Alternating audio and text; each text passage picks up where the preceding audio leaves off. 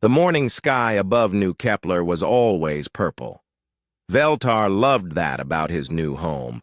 The gentle Zephyrian had moved to this mining colony 3 years ago, leaving behind the crowded cities of his homeworld.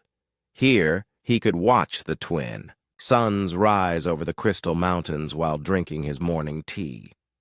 Veltar worked as the colony administrator. It was an easy job. The Zephyrians were peaceful people. They never fought or argued. When problems came up, they talked until they found answers that made everyone happy. The worst thing that happened was when someone forgot to turn off the mining equipment at night.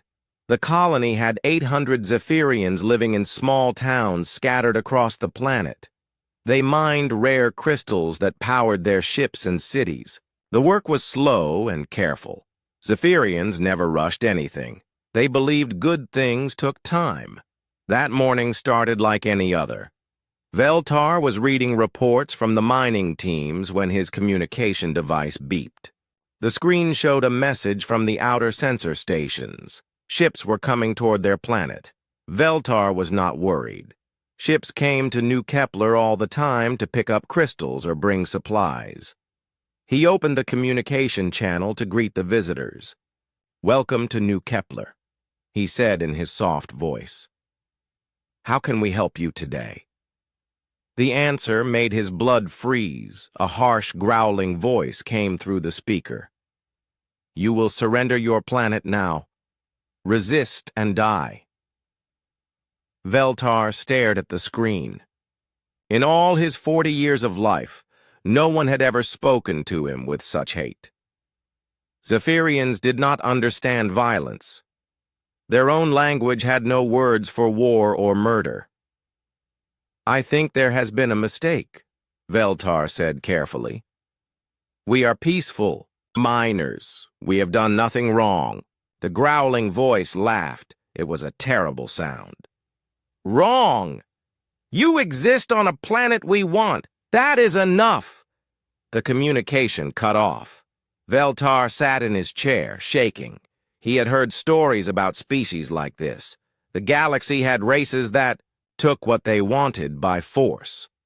But those were just stories, things that happened far away to other people. His screen lit up with emergency signals from across the planet.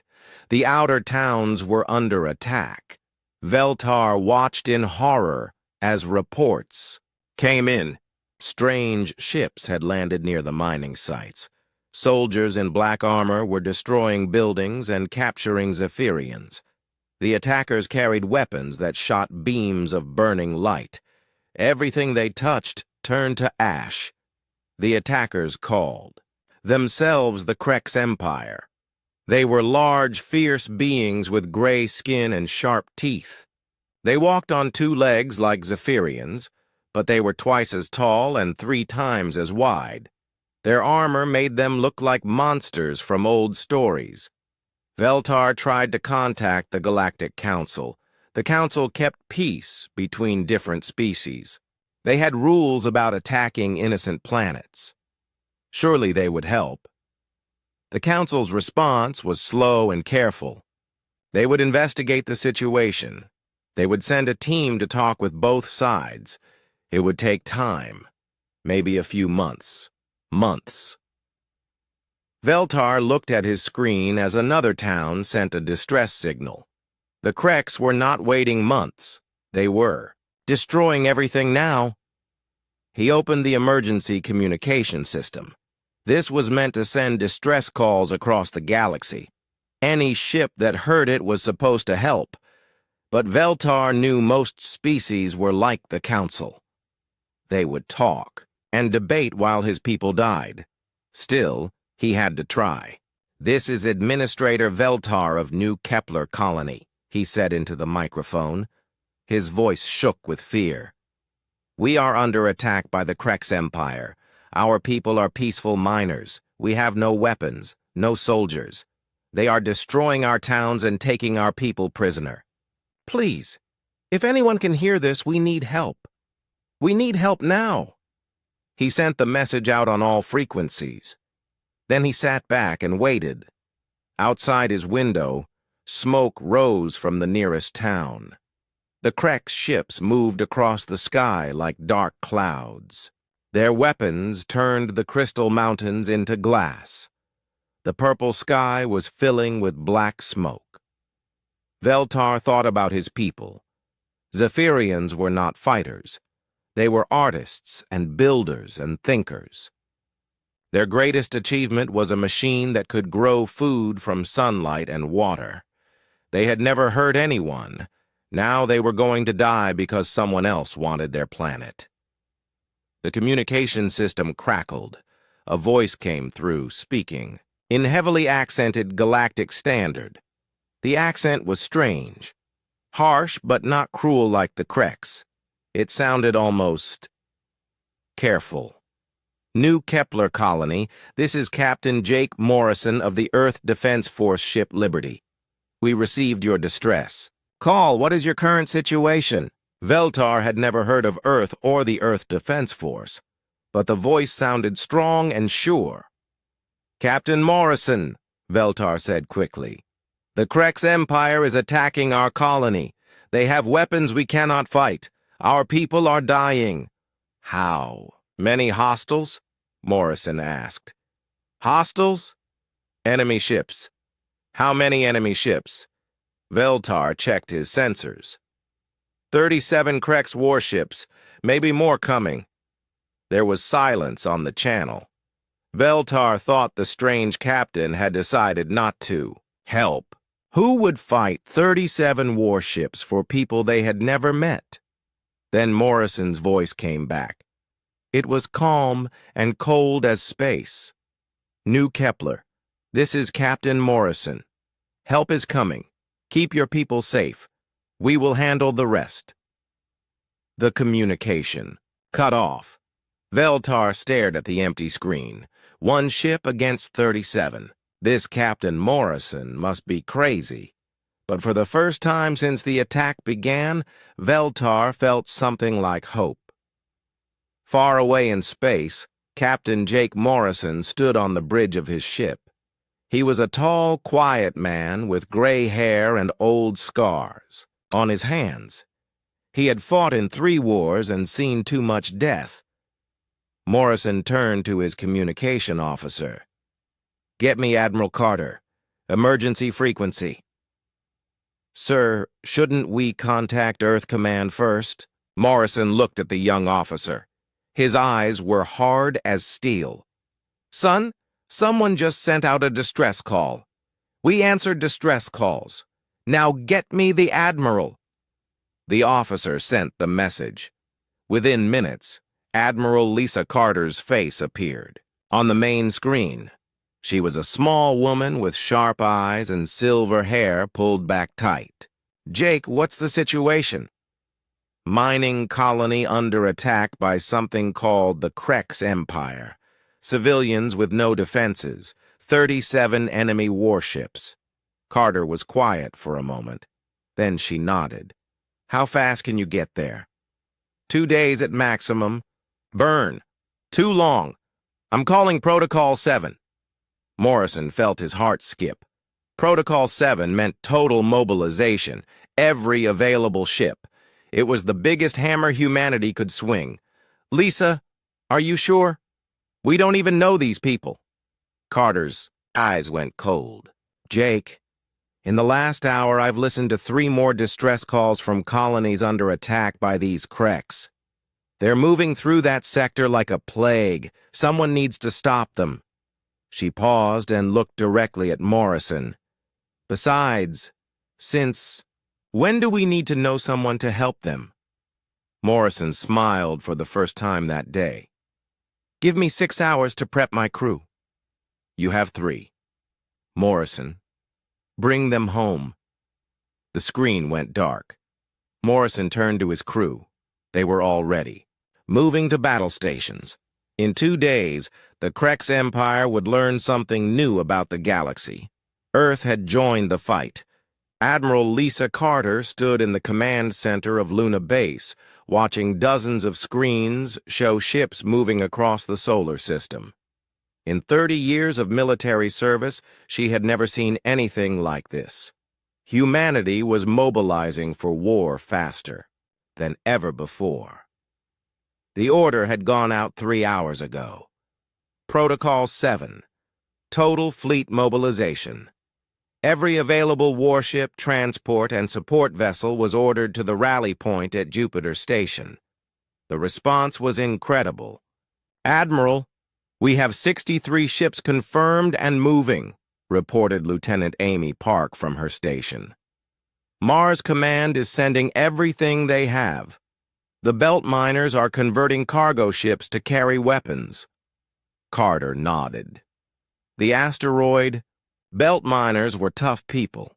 They spent their lives in space, dealing with radiation and equipment failures that would kill most people. When they heard about civilians under attack, they did not hesitate. "What about the outer colonies?" Carter asked. "Titan Base is sending 12 ships. Europa Station has 8 ready to launch. Even the research station at Pluto is sending their patrol ship." Carter smiled grimly. Humans had spread across the solar system over the past century. They lived in places that would kill most other species. But when one of them called for help, they all answered. On the main screen, she watched the heavy cruiser Defiant burn hard toward Jupiter. Commander Ryan Cole was pushing his ship past safe limits. Cole was a veteran of the asteroid wars, a man who had fought space pirates for 10 years. His ship was scarred from dozens of battles, but it was still one of the fastest heavy cruisers in the fleet. The destroyer Ghost was moving even faster. Captain Amy Sullivan had somehow cut 8 hours off the normal transit time. Sullivan was famous for making her ship do impossible things. She had once hidden a destroyer behind an asteroid for 3 days, waiting for pirates to come close enough to attack. From Earth itself came the Marine transports. Major Ben Parker commanded the 5th Marine Expeditionary Unit, the best soldiers humanity had ever trained. Parker's Marines had trained for every kind of combat: space battles, planetary assault, urban fighting, and boarding actions. They were ready for anything. Carter walked to the communication station. "Get me the Galactic Council, priority channel." The screen flickered and showed a tall, thin alien with blue skin and 4 arms. This was Counselor Zixal of the Altarian Federation. His people were diplomats and peacekeepers. They believed all problems could be solved by talking.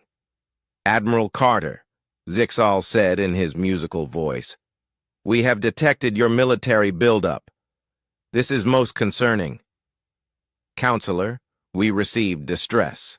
Calls from colonies under attack. We are responding." Zixal's 4 arms moved in what Carter knew was a gesture of worry. "Admiral, we understand your concern, but military action will only make things worse. The Council is already working on a peaceful solution." Carter felt her temper rise. How long will that take? These things require careful consideration. Perhaps 6 months. Maybe a year. People are dying now, Counselor.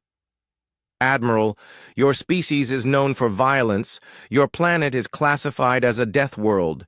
Your history shows endless wars and destruction. Military intervention by humans would destabilize the entire sector." Carter was quiet for a moment. Then she leaned forward. "Counselor, let me explain something. When someone sends a distress call, humans respond. We do not debate. We do not form committees. We do not wait for perfect solutions. We help people who need help." "But Admiral—" Carter cut him off. "We are going to stop the Krex Empire. You can help us, or you can stay out of our way. But you will not stop us." She ended the communication. Around the command center, her staff looked at her with approval. This was why they followed her. Carter made hard decisions and stuck to them. The door opened, and General Mike Torres walked in. Torres commanded all human ground forces. He was a big man with graying hair and hands covered in old scars. Lisa, I have 20,000 Marines ready to deploy. Another 50,000 Army troops are loading onto transports. Mike, we might be facing an entire empire. Are you sure 20,000 is enough? Torres grinned. Lisa, these are human Marines. 20,000 of them is enough to conquer a small planet. Carter knew he was right. Human soldiers were different from other species. They trained harder, fought longer, and never gave up. Most alien military forces were defensive. They fought to protect their homes. Human military forces were designed to attack and win. Lieutenant Park looked up from her station. Admiral, we have a problem. Long-range sensors show Krek's ships massing near the target system. Looks like they detected our mobilization. Carter walked to the tactical display. Red dots showed enemy positions. There were a lot of them. How many ships? Intelligence estimates over 200 warships in the area. Maybe more. 200 ships against 63. On paper, the humans were badly outnumbered. But Carter had read the intelligence reports. On the Krek's empire, they were bullies. They attacked weak targets and took what they wanted. They had never faced real resistance. Admiral, called another officer. Captain Morrison on the Liberty requests permission to proceed ahead of the main fleet. Carter thought about it. Morrison was one of her best captains, but his ship was alone out there. If the Kreks attacked him, he would have no support. But Morrison had talked to the people under attack. He had heard their fear. Carter understood why he wanted to move fast. Tell Morrison he can proceed, but he is not to engage the enemy alone. He observes and reports only. Yes, Admiral. Carter turned back to the main display. Ships were still arriving at Jupiter Station. The fleet was growing larger every hour. But it would take time to organize and coordinate so many vessels. Her communication officer called out. Admiral, incoming message from the Centaurian Republic. The screen showed another alien, this one with gray skin and large black eyes. Ambassador Colin of Centaurus was known for being practical and careful. Admiral Carter, my government has been monitoring your fleet movements. We want to offer assistance. Carter was surprised. Most species were afraid of human military action. What kind of assistance, Ambassador? Intelligence. We have detailed scans of Krek's ship designs and tactical doctrine. Our traders have observed them for decades. Why would you help us? Colin was quiet for a moment. Admiral, the Kreks have been expanding for 50 years. They take what they want and destroy what they cannot use. The Council talks and debates, while colonies die. Perhaps it is time for action instead of words. Carter nodded. Send us everything you have, Ambassador. We will put it to good use. The screen went dark. Carter felt a moment of hope. Maybe humanity would not fight this war alone. General Torres walked up beside her. Lisa, what if we are wrong? What if this makes things worse? Carter looked at the tactical display again. Red enemy markers, blue friendly units, and somewhere in the middle, innocent people waiting for help. Mike, 40 years ago, my grandfather fought in the Solar Wars. He told me something I never forgot. He said the only thing necessary for evil to win is for good people to do nothing. She turned to face the room full of officers preparing for war. Those colonies sent distress calls. We heard them. Now we answer them. Torres smiled. Then let us go remind the galaxy why humans are called Deathworlders. On the main screen, more ships appeared at the rally point. Destroyers, cruisers, battleships, and transports. The largest human military force ever assembled was gathering for war. In the communication center, messages poured in from across human space. Volunteers wanting to join the fight. Families saying goodbye to soldiers. Engineers working around the clock to repair and upgrade weapons. But the most important message came from New Kepler. Administrator Veltar's voice was shaking, but his words were clear. Captain Morrison, the Kreks are forcing our people into camps. They say we have 3 days to surrender our planet or they will start killing hostages. Morrison's reply was calm and sure. Veltar, tell your people to hold on. The cavalry is coming. Admiral Carter smiled. She had never heard that expression before, but she understood it perfectly. Earth was going to war. The Kreks war leader Thrax stood on the bridge of his flagship, watching the burning cities of New Kepler below. This conquest had been easier than most. The Zephyrians had no weapons, no soldiers, and no will to fight. They simply sat in their camps and waited to die. It was boring. Thrax was a massive creature, even by Krek standards. His gray skin was covered in ritual scars from 100 battles. His black armor was decorated with trophies from conquered worlds. He had crushed 47 civilizations and enslaved millions of beings. "War leader," called his tactical officer. "Long-range sensors detect ships approaching the system." Thrax turned his yellow eyes toward the display. Several small dots appeared on the edge of the sensor range. "How many ships?" 63 vessels, War Leader. Unknown configuration." Thrax laughed, a sound like breaking rocks. 63 ships? The Council finally found courage to send a fleet. But it is too small and too late. He had 200 warships in the system. His vessels were battle-tested and crewed by warriors who lived for conquest. Whoever was coming would be destroyed quickly. "War leader, the lead ship is sending a transmission. Put it through." A human face appeared on the screen. Thrax had never seen this species before. The creature had pale skin, gray hair, and strange, small eyes. It looked weak and soft. "This is Captain Jake Morrison of the Earth Defense Force," the human said. "You will cease your attack on New Kepler immediately and withdraw from this system." Thrax stared at the screen in surprise. Then he began to laugh. His crew joined in, filling the bridge with the sound of Krek's amusement. "Little soft skin," Thrax growled. "I am War Leader Thrax of the mighty Krex Empire. I have conquered more worlds than you have years of life. You will turn around and run, or I will add your bones to my collection." The human's face did not change. "This is your only warning. Leave now or we will remove you." Thrax stopped laughing. The arrogance of this weak creature was amazing. "You have 60 ships. I have 200. Your math is poor, soft skin." Captain Morrison leaned forward slightly. "War leader, you are about to learn something new about mathematics." The communication ended. Thrax stared at the empty screen, then roared with anger.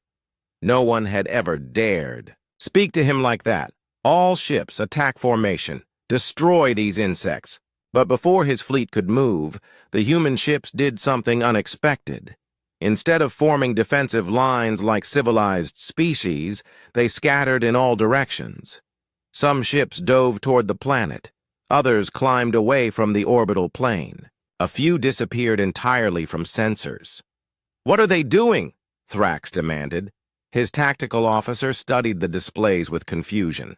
"War leader, this formation makes no sense. They have no concentrated firepower, no defensive coverage. They are just scattered." "Then destroy them easily." The Krek's fleet moved to engage, but the humans refused to fight a normal battle. Single.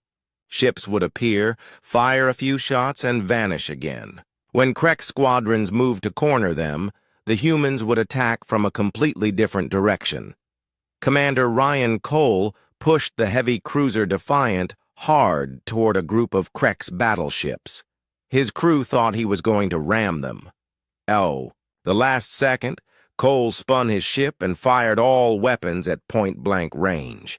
The Krek's shields collapsed and their hull armor melted. Before they could return fire, Defiant was gone. Captain Amy Sullivan made her destroyer Ghost live up to its name. She would bring her ship out of nowhere, destroy a Krek's frigate, and disappear before anyone could target her. The Kreks started seeing enemies that were not there and shooting at shadows. Major Ben Parker watched the space battle from his transport ship. His Marines were ready for action, but first the Navy had to get them close to enemy vessels. "Major," called his communication officer, "Captain Morrison is requesting volunteer boarding parties." Parker smiled. Boarding parties meant close combat. Hand-to-hand fighting inside enemy ships. It was dangerous work, but Marines lived for dangerous work. "Tell the captain he has volunteers." Parker turned to his troops. "Listen up, Marines. We are going to do something that has never been done before. We are going to board enemy ships in the middle of a space battle." Sergeant Lisa Martinez, a tough woman from the Mars colonies, raised her hand. "Sir, how exactly do we board a ship? That is shooting at us?" "Very carefully, Sergeant. The plan was insane. Human shuttles would race toward Krek's ships while the battle raged around them. They would dock with enemy vessels, and Marines would fight their way inside. Most species would call it suicide. Humans called it Tuesday." Parker's shuttle, piloted by Lieutenant Dave Kelly, streaked toward a Krek's cruiser. Enemy fire lit up the space around them. Kelly twisted and turned the small craft through the weapons fire like it was a training exercise. 30 seconds to docking," Kelly called out. Parker checked his rifle one more time. His Marines were ready. They wore powered armor that let them fight in space or inside ships. Their weapons could punch through alien hull metal or stop armored. Warriors. The shuttle hit the Krek ship's hull and attached itself with magnetic clamps. Corporal Steve Johnson used plasma cutters to burn through the enemy hull. Within minutes, they had opened a hole big enough for Marines to enter. "Go! Go! Go!" Parker shouted. The Marines poured into the Krek's ship. They found themselves in a corridor, filled with surprised enemies. The Kreks had never faced boarding actions before. They did not know how to fight inside their own ships. The humans did. Sergeant Martinez led her squad down one corridor, while Corporal Johnson took another. They moved fast and struck hard. The Krek's warriors were big and strong, but they were used to fighting in open space with heavy weapons. Inside their own ship, their size worked against them. Parker's Marines used their smaller size to move through spaces the Kreks could not reach. They crawled through maintenance shafts and emerged behind enemy positions. They used Krek's weapons against their owners and turned the ship's own systems into weapons. Within an hour, Major Parker stood on the bridge of a captured Krek's cruiser. His Marines had taken the entire ship with only 3 wounded. "Captain Morrison," Parker reported. "The cruiser Vengeance is now under human control." Morrison's voice came back with approval. "Outstanding work, Major. Can you turn her guns on the enemy fleet?" "Already working on it, sir." Across the battle zone, similar actions were taking place. Human Marines were boarding Krek's ships faster than the enemy could respond. Each captured vessel became a weapon pointed at its former allies. War leader Thrax watched his fleet falling apart and could not understand what was happening. His ships outnumbered the humans 3-1, but somehow he was losing the battle. "War leader," his tactical officer reported with fear in his voice. "We have lost 18 ships. 7 more are under enemy control. The humans are using our own vessels against us." Thrax roared in fury. "How is this possible? They are just soft skins from an unknown world." "War leader, these humans fight like nothing we have ever seen. They do not follow proper battle doctrine. They attack from impossible angles. They board our ships in the middle of combat. Our warriors do not know how to respond. On the main screen, Thrax watched a human destroyer appear from behind a moon and destroy 2 of his frigates before disappearing again. Another group of human ships was using a damaged asteroid as a weapon, pushing it toward his battle line. For the first time in his long career, war leader Thrax felt something he had never experienced before. Fear. "Signal the fleet," he ordered. "We withdraw to the edge of the system." "War leader, we cannot retreat. The Empire does not retreat." Thrax turned his yellow eyes on the officer. "The Empire has never faced Deathworlders before."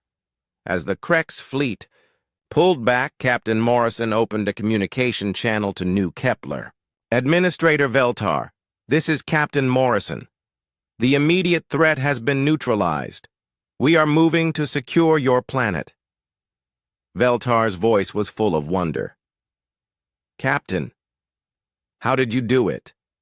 The Krex Empire has never been defeated in battle," Orison looked at his tactical display, showing Krex ships fleeing and human vessels in pursuit. "Veltar, sometimes the best way to win a fight is to refuse to fight it the way your enemy expects." Down on New Kepler, the Zephyrian prisoners in the camps looked up to see human shuttles landing nearby. Marines in powered armor emerged and began freeing the captives. For the first time in days, Veltar allowed himself to hope. These strange Deathworlders from Earth had done the impossible. They had driven off the Krex Empire, but war leader Thrax was already sending messages to the Krex High Command. He told them about the humans and their impossible tactics. He warned them that these Deathworlders were unlike anything the galaxy had ever seen. The High Command's response was swift and brutal. The entire Krex Empire would mobilize for war. These upstart humans would be crushed before they could threaten the established order. But as Captain Morrison watched the last Krex ships jump to hyperspace, he was not thinking about empire-wide war. He was thinking about a simple truth that every human understood. When someone sends a distress call, you answer it.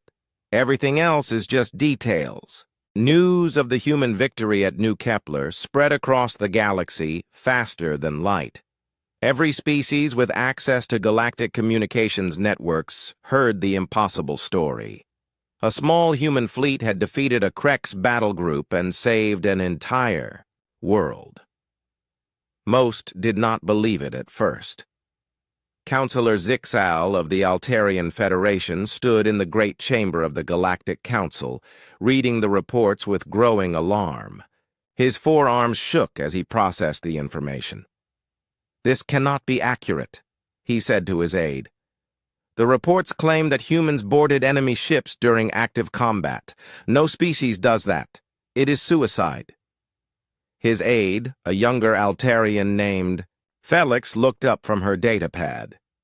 "Counselor, we have confirmed sensor readings from 17 different sources. The humans did exactly what the reports say." Zixal felt his diplomatic training desert him. The Altarians had been the galaxy's peacekeepers for 3,000 years.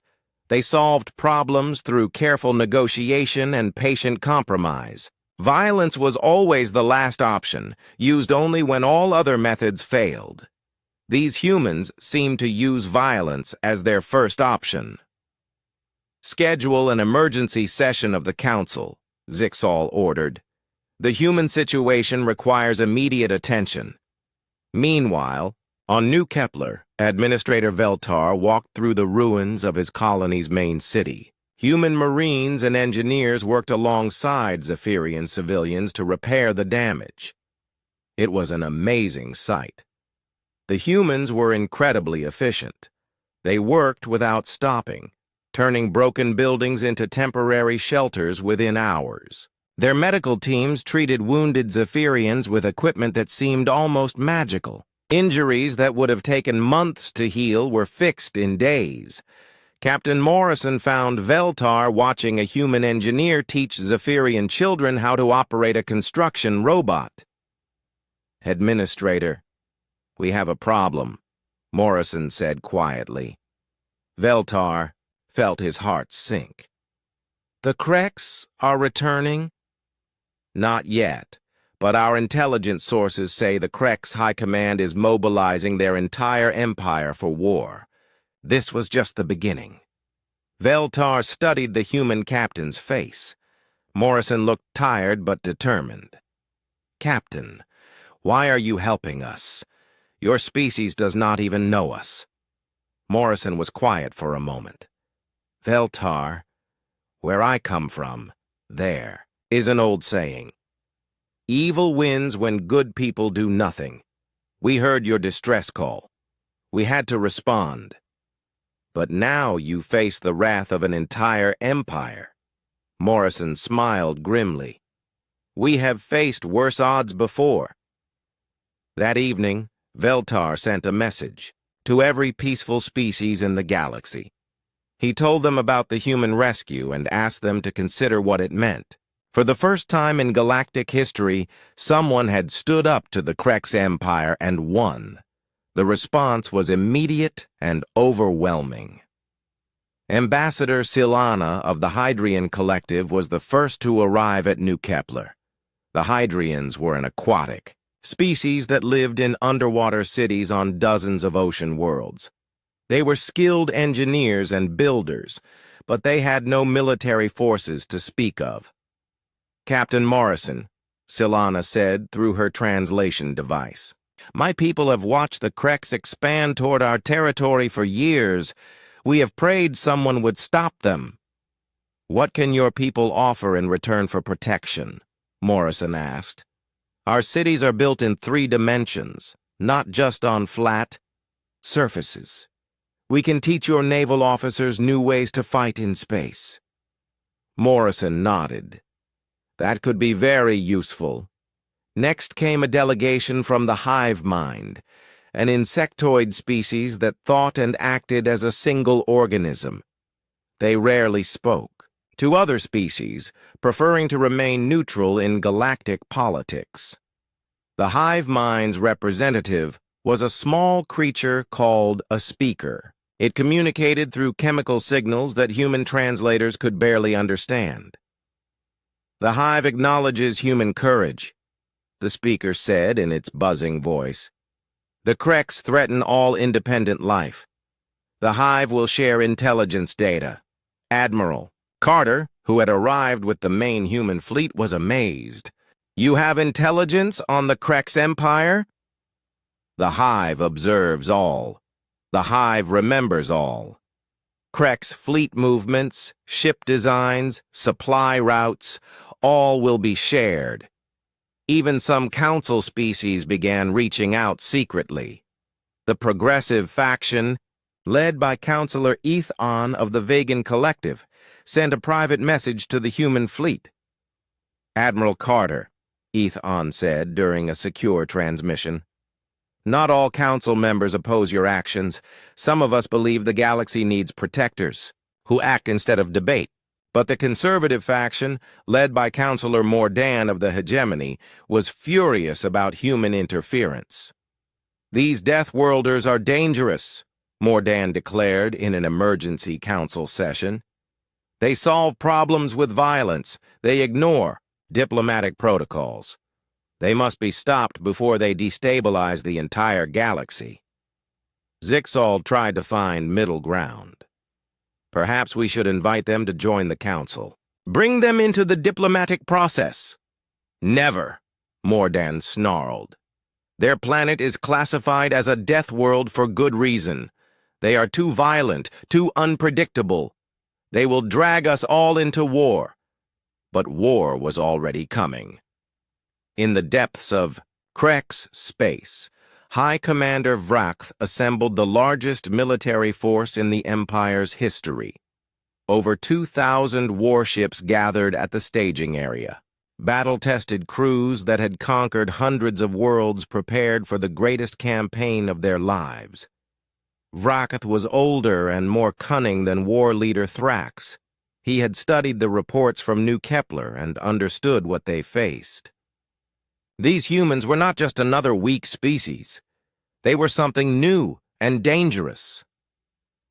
The humans fight without honor, he told his assembled war leaders.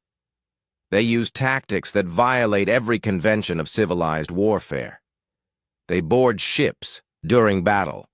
They attack from impossible angles. They turn our own vessels against us. The war leaders growled their agreement. The humans had embarrassed the Krex Empire in front of the entire galaxy. This could not be allowed to stand. But, Vracath continued, they are still just one species, from one world. We are an empire of 1,000 worlds. We will crush them with pure numbers. On Earth, President Helen Davis met with her military commanders in the war room deep beneath the Capitol. The planet that had seemed so peaceful just weeks before was now preparing for interstellar war. Madam President, Admiral Carter reported, we have allies offering support. The Hydrians will provide tactical advisors. The hive mind is sharing intelligence. Even some council species are offering private assistance. What about the main council? General Torres answered that question. They are still debating. Half want to sanction us for using military force. The other half want to recruit us as official peacekeepers. President Davis was a former Marine who had commanded troops in the Solar Wars. She understood military necessity better than most politicians. Admiral, what are our realistic chances against the entire Krex Empire? Carter was honest. Madam President, on paper we cannot win. They have too many ships, too many worlds, too many warriors. But humans have never fought on paper. The President looked around the room at her advisors. Recommendations? Fight, General Torres said immediately. We cannot let the Krex destroy innocent species while we debate politics. Secretary of State Robert Chen disagreed. Madam President, perhaps we should try diplomacy first. Contact the Krex leadership directly. Admiral Carter shook her head. Mr. Secretary, the Krex do not negotiate. They take what they want and destroy what they cannot use. Diplomacy will not save the colonies they are attacking. President Davis was quiet for several minutes. Then she looked up with the expression that had made her famous during the Solar Wars. Admiral, you have authorization for full military deployment. General, mobilize every reserve unit. We are going to war. As the meeting ended, President Davis walked to the window overlooking the capital city. Millions of people lived their daily lives below, unaware that their species had just committed to fighting an interstellar empire. But she remembered something her grandfather had told her when she was a child. He had fought in the ancient wars, when humans first left Earth. Helen, he had said, sometimes you have to fight not because you can win, but because it is the right thing to do. Looking up at the stars, President Davis whispered a promise to the galaxy. Earth stands ready. In space, the human fleet continued to grow. Ships arrived from every corner of human space. Volunteers came from colonies that had never seen war. Engineers worked around the clock to upgrade weapons and armor, but the most important developments were happening in quiet meeting rooms where humans met with their new alien allies. Species that had never worked together before were sharing technology and tactics. The Hydrians taught human pilots how to fight in 3 dimensions. The hive mind provided detailed maps of Krex territory. Even the Zephyrians, despite their peaceful nature, offered their advanced healing technology to treat wounded soldiers. War was coming to the galaxy. But for the first time in centuries, someone was prepared to fight back against the darkness. The question was not whether humans would fight. The question was whether the galaxy was ready for what happened when Deathworlders went to war. The neutral zone between Krex and Council space had been empty for 300 years. It was a buffer zone where no species was allowed to build bases or station fleets. Now it was about to become the site of the largest space battle in galactic history. High Commander Vrakth arrived first with his massive Krex invasion force. 2,000 warships arranged themselves in perfect formation, stretching across millions of kilometers of space. Each ship was packed with veteran warriors who had conquered dozens of worlds. Vrakth stood on the bridge of his super battleship destroyer, watching the tactical displays with satisfaction. No force in galactic history could stand against this fleet. The humans would be crushed, and the galaxy would remember not to challenge the Krex Empire. "High Commander," reported his communications officer. "Long-range sensors detect the human fleet approaching." "How many ships?" 137 vessels, High Commander." Vrakth laughed. Even with their alien allies, the humans were still badly outnumbered. This would be a short battle, but when the human fleet arrived, they did something that surprised him. Instead of forming defensive lines, they spread out across a massive area of space. Some ships positioned themselves near asteroids, others hid behind debris fields.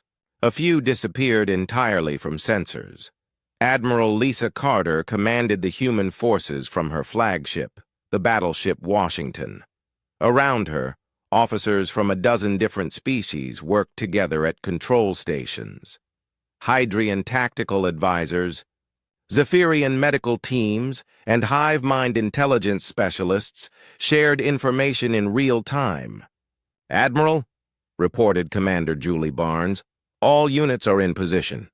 The trap is set." Carter nodded. The humans had learned from their victory at New Kepler. Conventional fleet battles favored the side with more ships, but humans did not fight. "Conventional battles. Open a channel to the Krex flagship," Carter ordered. High Commander Vrakth's massive form appeared on the main screen. His yellow eyes burned with hatred as he stared at the human admiral. "I am High Commander Vrakth of the Krex Empire," he growled. "You will surrender immediately, or we will destroy every human ship in this system." Carter looked back at him calmly. "High Commander, this is Admiral Lisa Carter of the Earth Defense Force. You have 30 seconds to withdraw your fleet and end your attacks on innocent colonies." Vrakth roared with laughter. 30 seconds? I have 2,000 ships. You have barely 100. Your math is as poor as your courage." "High Commander," Carter said quietly, "you are about to learn why humans are called Deathworlders." The communication ended. Carter turned to her tactical officer. "Signal all units. Execute. Operation Hammer." What happened next would be studied in military academies for centuries. The human fleet did not charge forward like honorable warriors. Instead, they attacked from every direction at once. Captain Tony Rodriguez led a squadron of destroyers in, a ramming attack using automated cargo ships packed with explosives. The Krex had never seen kamikaze tactics before and could not respond fast enough. Major Kate Wilson commanded zero-gravity assault teams that attacked from above and below the orbital plane. Her Marines used jetpacks to board Krex ships from impossible angles. The enemy had trained to fight in 2 dimensions, not 3. Commander Pete Davis captured a damaged Krex battleship and turned its weapons on the rest of the fleet. While the enemy tried to destroy their own vessel, Davis used it as a massive guided missile, crashing it into a Krex carrier group. But the most devastating attack came from Captain Amy Sullivan and her stealth destroyer Ghost. She had spent weeks studying Krek's fleet communications, learning their command protocols. When the battle began, Sullivan hacked into their network and began sending false orders.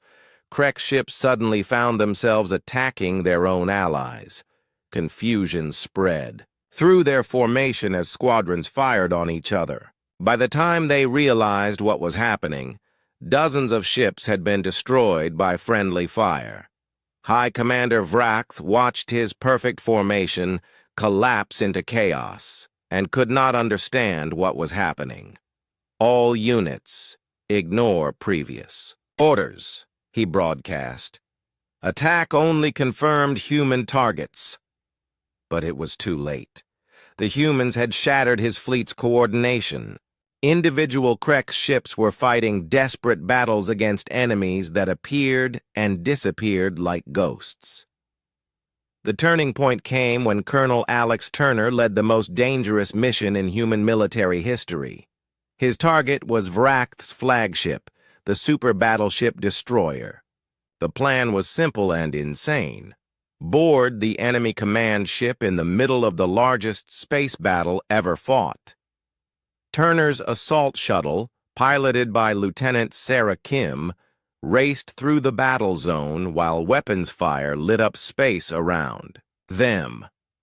Kim flew the small craft through gaps in the enemy formation that most pilots would never attempt.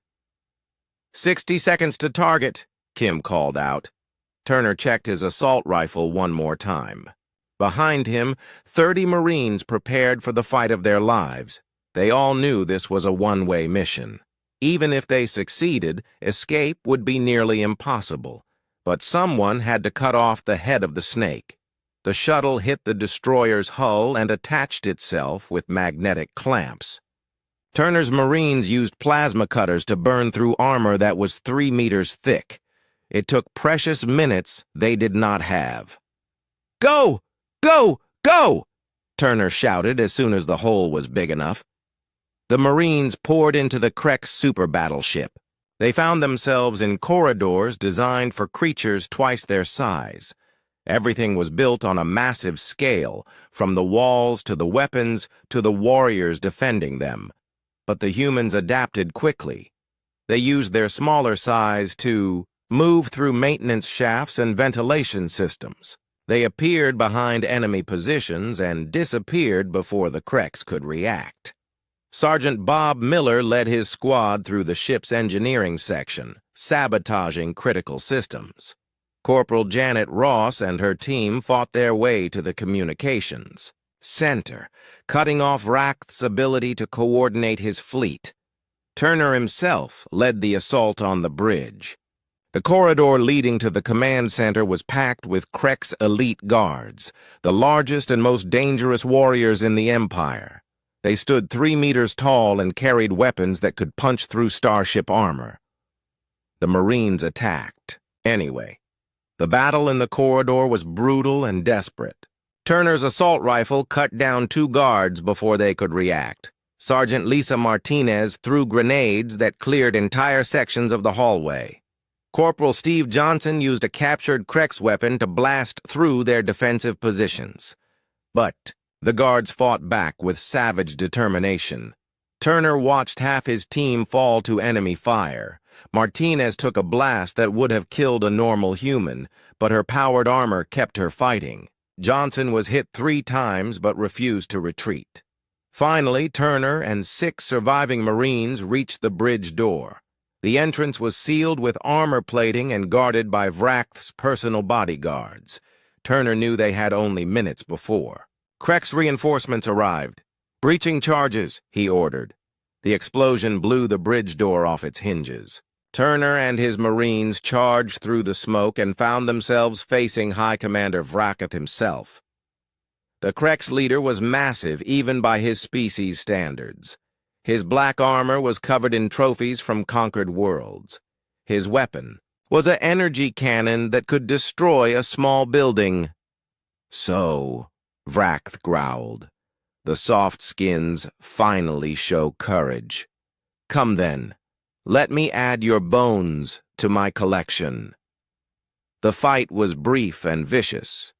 Vrakt's cannon destroyed one Marine with each shot, but Turner's team spread out and attacked from multiple angles. Sergeant Martinez put 3 rifle rounds into the High Commander's armor before his return fire sent her flying across the bridge. Turner himself charged straight at the massive alien leader. Vrakt's cannon missed by centimeters, burning a hole through the bridge wall. Turner's rifle fired on full automatic, pouring rounds into the High Commander's chest armor. Vrakt fell like a mountain coming down. His weapon clattered across the deck as he crashed to the floor. Turner stood over the body of the enemy commander, breathing hard. Only 3 Marines were still standing. The cost had been terrible, but they had accomplished their mission. All units, Turner broadcast on the Krex command frequency. This is Colonel Alex Turner of the Earth Defense Force. High Commander Vrakt is dead. Surrender now, and you will be treated according to galactic law. The response was immediate. Across the battle zone, Krex ships began lowering their weapons. Some tried to flee, but most simply stopped fighting. The death of their supreme commander had broken their will to continue. Admiral Carter watched the enemy fleet surrender and felt no satisfaction. Too many good people had died today. But the galaxy was safer now. "Admiral," reported Commander Barnes, "we have confirmation. The Krex fleet is surrendering. The battle is over." Carter nodded. "Signal all ships. Cease fire and begin rescue operations. Medical teams to assist wounded on both sides. Even in victory, humans showed mercy to their enemies." News of the battle spread across the galaxy within hours. The Krex Empire, which had terrorized dozens of species for centuries, had been defeated. Their expansion was stopped. Their threat was ended. The Galactic Council met in emergency session. For the first time in the organization's history, they voted unanimously on a resolution. Humanity would be granted full membership in the galactic community, HFY.